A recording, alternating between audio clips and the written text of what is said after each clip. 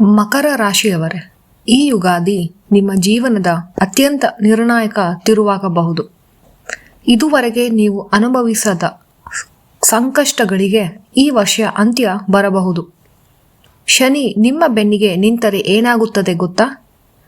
2026ರಲ್ಲಿ ಮಕರ ರಾಶಿಗೆ ಸಿಗುವ ರಹಸ್ಯ ಯೋಗ ಯಾವುದು? ಹೌದು ವೀಕ್ಷಕರೇ, ಯುಗಾದಿ 2026 ಮಕರ ರಾಶಿಯವರಿಗೆ ಹೇಗಿರಲಿದೆ? ಈ ವಿಶೇಷ ವಿಡಿಯೋದಲ್ಲಿ ಮಕರ ರಾಶಿಯ ಸಂಪೂರ್ಣ ವರ್ಷದ ಭವಿಷ್ಯವನ್ನು ನಾವು ತಿಳಿದುಕೊಳ್ಳೋಣ.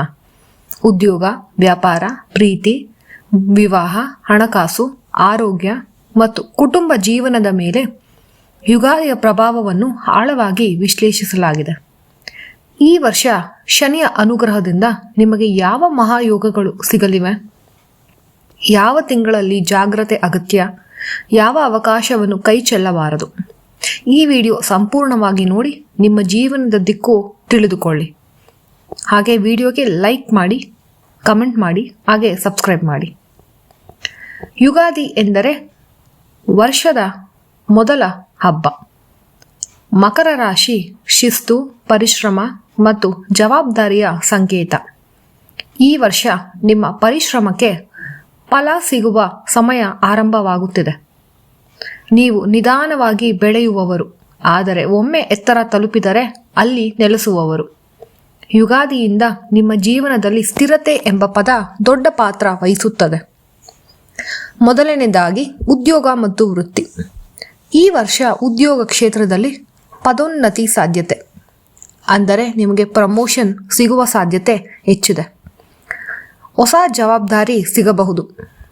ಇರುವ ಕೆಲಸದ ಜೊತೆಗೆ ಹೊಸ ಇನ್ನೆಚ್ಚು ಬಾಸ್ ನಿಮಗೆ ಜವಾಬ್ದಾರಿ ಕೊಡಬಹುದು. ವಿದೇಶ ಅವಕಾಶ ಸಿಗುತ್ತದೆ.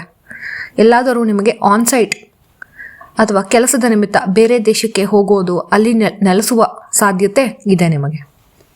ಮಕರ ರಾಶಿಯವರು ಶಾಂತವಾಗಿ ಕೆಲಸ ಮಾಡುವವರು. ಈ ಯುಗಾದಿಯಿಂದ ನಿಮ್ಮ ಪ್ರತಿಭೆ ಗುರುತಾಗುತ್ತದೆ. ಮೇ ಜುಲೈ ಅವಧಿಯಲ್ಲಿ ವಿಶೇಷ ಅವಕಾಶಗಳು ಸಿಗುತ್ತದೆ.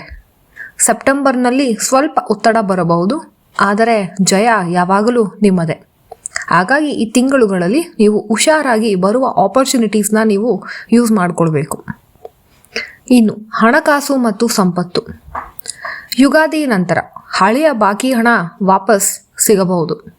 ಅಂದರೆ ನೀವು ಯಾರಿಗಾದರೂ ದುಡ್ಡು ಮುಂಚೆ ಕೊಟ್ಟಿದ್ದರೆ ಸಾಲವಾಗಿ, ಅಥವಾ ಫ್ರೆಂಡ್ಸ್ಗೆ ಕೊಟ್ಟಿದ್ರೆ, ನೆಂಟರಿಗೆ ಯಾರಿಗಾದ್ರೂ ಕೊಟ್ಟಿದ್ರೆ, ಅವರೆಲ್ಲ ನಿಮಗೆ ನೆನಪಿಸಿಕೊಂಡು ದುಡ್ಡು ವಾಪಸ್ ಕೊಡುವ ಸಂದರ್ಭ ಬರುತ್ತದೆ. ಹೊಸ ಆದಾಯದ ಮೂಲ ಸೃಷ್ಟಿಯಾಗುತ್ತದೆ. ನಿಮಗೆ ಯಾವುದಾದ್ರೂ ಹೊಸ ಪಾರ್ಟ್ ಟೈಮ್ ಜಾಬ್ ಸಿಗಬಹುದು, ಅಥವಾ ನೀವು ಹೆಚ್ಚಾಗಿ ಕೆಲಸ ಮಾಡುವಂತಹ ಪರಿಸ್ಥಿತಿ ಬರಬಹುದು. ಈ ಥರ ನಿಮಗೆ ಹೊಸ ಮೂಲ ಆದಾಯ ಸಿಗುತ್ತದೆ. ಇನ್ನು ಆಸ್ತಿ ಯೋಗ ಸಿಗುತ್ತದೆ. ನಿಮಗೆ ಯಾವುದಾದ್ರೂ ಪಿತ್ರಾರ್ಜಿತ ಆಸ್ತಿ, ಅಥವಾ ಒಂದು ಹೊಸ ಸೈಟ್ ತೊಗೊಳೋದು, ಒಂದು ಹೊಸ ಮನೆ ತೊಗೊಳೋದು, ಹೊಸ ಕಾರು, ಎಲ್ಲವೂ ಆಸ್ತಿನೇ. ಹಾಗಾಗಿ ಈ ಥರ ಯೋಗ ನಿಮಗೆ ಬರಬಹುದು. ಆದರೆ ನೀವೇನು ಗಮನ ಇಡಬೇಕು ಅಂದರೆ, ಅನಗತ್ಯ ಖರ್ಚು ನೀವು ತಪ್ಪಿಸ್ಬೇಕು. ಆಗಸ್ಟ್ ತಿಂಗಳಲ್ಲಿ ಹೂಡಿಕೆ ಮಾಡುವಾಗ ನೀವು ಬಹಳ ಜಾಗ್ರತೆಯಿಂದ ಮಾಡಬೇಕು. ಡಿಸೆಂಬರ್ ವೇಳೆಗೆ ನಿಮ್ಮ ಹಣಕಾಸಿನಲ್ಲಿ ಒಂದು ಸ್ಟೆಬಿಲಿಟಿ, ಸ್ಥಿರತೆ ಬರೋ ಚಾನ್ಸಸ್ ಇದೆ. ಇನ್ನು ಪ್ರೀತಿ ಮತ್ತು ವಿವಾಹ. ಪ್ರೀತಿಯಲ್ಲಿ ನೀವು ಯಾರನ್ನಾದ್ರೂ ಪ್ರೀತಿಸ್ತಾ ಇದ್ರೆ ಹಳೆಯ ಗೊಂದಲಗಳಿಗೆ ಪರಿಹಾರ, ಏನಾದರೂ ನಿಮ್ಮ ಮಧ್ಯೆ ಮಿಸ್ಅಂಡರ್ಸ್ಟ್ಯಾಂಡಿಂಗ್ ಅನ್ನೋದು ಇದ್ದರೆ, ತಪ್ಪರ್ಥ ಆ ಥರ ಬರುವಂತಹ ಸನ್ನಿವೇಶಗಳು ಇದ್ದರೆ ನಿಮಗೆ ಪರಿಹಾರ ಸಿಗುತ್ತದೆ. ಇನ್ನು ಮದುವೆ ಆಗಿಲ್ದಿರೋರಿಗೆ ನಿಶ್ಚಿತಾರ್ಥ ಮದುವೆ ಆಗಬಹುದು. ಈ ನಿಮ್ಮ ಪ್ರೀತಿಗೆ ಕುಟುಂಬದ ಒಪ್ಪಿಗೆ ಕೂಡ ಸಿಗುತ್ತದೆ. ಹಾಗಾಗಿ ಈ ವರ್ಷ ನಿಮಗೆ ಮದುವೆ ಆಗೋದಕ್ಕೆ ಬಹಳ ಅನುಕೂಲಕರವಾಗಿದೆ. ನೀವು ಈ ವಿಷಯದಲ್ಲಿ ಮುಂದುವರಿಬಹುದು. ಸಿಂಗಲ್ ಇದ್ದರೆ ಜುಲೈ ನಂತರ ವಿಶೇಷ ವ್ಯಕ್ತಿ ಜೀವನಕ್ಕೆ ಬರುತ್ತಾರೆ. ಯಾರ್ಯಾರು ಸಿಂಗಲ್ ಇದ್ದೀರೋ ನಿಮಗೆ ಎಲ್ಲ ವಿಶೇಷ ವ್ಯಕ್ತಿ ಜೀವನಕ್ಕೆ ಬರೋದು ಜುಲೈನ ನಂತರ. ಓಕೆ. ಇನ್ನು ಕುಟುಂಬ ಮತ್ತು ಸಂಬಂಧಗಳಲ್ಲಿ ನಾವು ನೋಡೋದಾದರೆ, ಕುಟುಂಬದಲ್ಲಿ ನಿಮಗೆ ಸಂತೋಷದ ಸುದ್ದಿ ಇರುತ್ತೆ. ಎಲ್ಲರೂ ಚೆನ್ನಾಗಿರ್ತಾರೆ. ಅಪ್ಪ ಅಮ್ಮ, ನಿಮ್ಮ ಇಡೀ ಕುಟುಂಬ ಏನಿದೆ ಎಲ್ಲರೂ ಸಂತೋಷವಾಗಿರುವಂತಹ ಸಮಯ ಇದು. ನಿಮಗೆ ಹಿರಿಯರ ಆಶೀರ್ವಾದವೂ ದೊರೆಯುತ್ತದೆ. ಮನೆಯಲ್ಲಿರುವ ಹಿರಿಯರ ಆಶೀರ್ವಾದ ಖಂಡಿತ ಸಿಗುತ್ತದೆ ನಿಮಗೆ. ಅದರ ಜೊತೆಗೆ ಮುಖ್ಯವಾಗಿ ಹೊಸ ಮನೆ ಯೋಗ ಸಿಗುತ್ತದೆ. ಇದು ಬಹಳ ಇಂಪಾರ್ಟೆಂಟು. ನಿಮಗೆ ಹೊಸ ಮನೆ ಯೋಗ ಸಿಗಬಹುದು. ಹಿರಿಯರ ಆಶೀರ್ವಾದ, ನೀವು ಕಷ್ಟಪಟ್ಟಿರೋದು, ನೀವು ಕೂಡಿಟ್ಟ ಹಣ, ನಿಮಗೆ ಆಸ್ತಿ ಜಾಸ್ತಿ ಬರುವಂಥದ್ದು, ಇವೆಲ್ಲ ನಿಮಗೆ ಬರ್ಬೋದು ಇವಾಗ. ಆದರೆ ನೀವೇನು ಹುಷಾರಾಗಿರಬೇಕು ಅಂತ ಅಂದರೆ, ಕೆಲವು ಸಂದರ್ಭಗಳಲ್ಲಿ ಮಾತಿನ ತಪ್ಪುಗಳಿಂದ ಸಮಸ್ಯೆ ಆಗಬಹುದು. ಅಂದರೆ ನೀವು ಮಾತಾಡೋದ್ರಿಂದ ಏನಾದರೂ ತೊಂದರೆ ಹೊಸದಾಗಿ ಸೃಷ್ಟಿಯಾಗಬಹುದು. ಅದಕ್ಕಾಗಿ ನೀವು ನಿಮ್ಮ ಪೇಷನ್ಸ್, ಸಹನೆಯನ್ನು ಕಲ್ತ್ಕೊಳ್ಬೇಕು, ಸಹನೆಯಿಂದ ಇರಬೇಕು. ನೀವೆಷ್ಟು ಸಹನೆಯಿಂದ ಇರ್ತೀರೋ ಅದೇ ನಿಮ್ಮ ಬಲವಾಗುತ್ತದೆ. ಇನ್ನು ಆರೋಗ್ಯ ಮತ್ತು ಆತ್ಮವಿಶ್ವಾಸಕ್ಕೆ ಬರೋದಾದರೆ, ನಿಮಗೆ ಮಣಿಕಟ್ಟು, ಬೆನ್ನು ನೋವು ಬರಬಹುದು. ನೀವೇನಾದರೂ ದಿನ ಟ್ರಾವೆಲ್ ಮಾಡೋವಂಥರ ಆಗಿದ್ದರೆ, ಕೆಲಸಕ್ಕೆ ಒಂದು ಜಾಗದಿಂದ ಇನ್ನೊಂದು ಜಾಗಕ್ಕೆ ಬೆನ್ನು ನೋವು ಬರ್ಬೋದು. ಮಣಿಕಟ್ಟಲ್ಲಿ ನಿಮಗೆ ನೋವು ಜಾಸ್ತಿ ಆಗುವಂತಹ ಸಾಧ್ಯತೆ ಇದೆ. ಹಾಗಾಗಿ ನೀವೇನು ಮಾಡಬೇಕು ಅಂತ ಅಂದರೆ, ನಿಯಮಿತವಾಗಿ ವ್ಯಾಯಾಮವನ್ನು ಮಾಡಬೇಕು. ಅದ್ರ ಜೊತೆಗೆ ಧ್ಯಾನವನ್ನು ಮಾಡಿ. ಧ್ಯಾನ ಮಾಡೋದ್ರಿಂದ ನಿಮ್ಮ ಮನಸ್ಸಿಗೆ ಶಾಂತಿ ಸಿಗುತ್ತದೆ. ನೀವು ಎಷ್ಟು ಶಾಂತವಾಗಿ ಇರ್ತೀರೋ ಅಷ್ಟು ನಿಮಗೆ ಆತ್ಮವಿಶ್ವಾಸ ಬೆಳೆಯುತ್ತದೆ. ನಿಮ್ಮ ಆತ್ಮವಿಶ್ವಾಸ ಬೆಳೆದ್ರೆ ನೀವು ಕೆಲಸದಲ್ಲಿ ಕಾನ್ಫಿಡೆನ್ಸ್ ಆಗಿರ್ತೀರ, ಮನೆಯಲ್ಲಿ ನೆಮ್ಮದಿ ಇರುತ್ತೆ, ಸುಖ ಇರುತ್ತೆ, ಸ್ಟ್ರೆಸ್ ಕಡಿಮೆ ಇರುತ್ತೆ.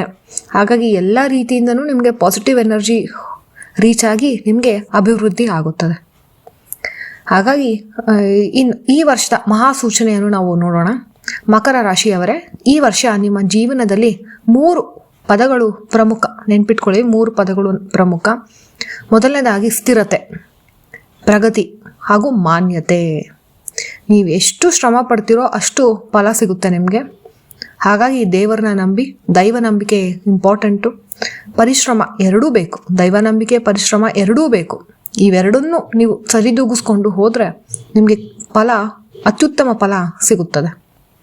ಸ್ಥಿರತೆ, ಪ್ರಗತಿ ಮತ್ತು ಮಾನ್ಯತೆ ಸಿಗುವಂತಹ ವರ್ಷ ಇದು. ಹಾಗಾಗಿ ನಿಮ್ಮ ಗ್ರಾಫ್ ಯಾವಾಗಲೂ ಹೈಯಲ್ಲೇ ಹೋಗುತ್ತೆ. ನಿಮ್ಮ ಕೆರಿಯರ್ ಗ್ರಾಫ್ ಆಗಿರಲಿ, ಪ್ರಗತಿ ಆಗಿರಲಿ, ಕೆರಿಯರಲ್ಲಿ, ಫ್ಯಾಮಿಲಿಯಲ್ಲಾಗಿರಲಿ, ಈ ವರ್ಷ ನಿಮಗೆ ಬಹಳ ಚೆನ್ನಾಗಿದೆ ಅಂತ ಹೇಳ್ತೀನಿ ನಾನು. ಹಾಗಾಗಿ ಮಕರ ರಾಶಿಯವರೇ, ಈ ಯುಗಾದಿ ನಿಮಗೆ ಹೊಸ ಬೆಳಕು ತರಲಿದೆ. ಎಲ್ಲರಿಗೂ ಶುಭವಾಗಲಿ. ಯಾರ್ಯಾರು ಮಕರ ರಾಶಿಯವರೆಲ್ಲ ಇದ್ದೀರೋ, ಈ ವಿಡಿಯೋ ನಿಮಗೆ ಉಪಯುಕ್ತವಾಗಿದ್ದಾರೆ ಅಂತ ಅನಿಸಿದ್ರೆ ಲೈಕ್ ಮಾಡಿ, ಕಮೆಂಟ್ನಲ್ಲಿ ನಿಮ್ಮ ರಾಶಿ ಬಗ್ಗೆ ಬರೆಯಿರಿ ಮತ್ತು ನನ್ನ ಚಾನಲ್ಗೆ ಸಬ್ಸ್ಕ್ರೈಬ್ ಮಾಡಿ. ಮುಂದಿನ ವಿಡಿಯೋದಲ್ಲಿ ನಾವು ಇನ್ನು ಭೇಟಿಯಾಗೋಣ. ಧನ್ಯವಾದಗಳು.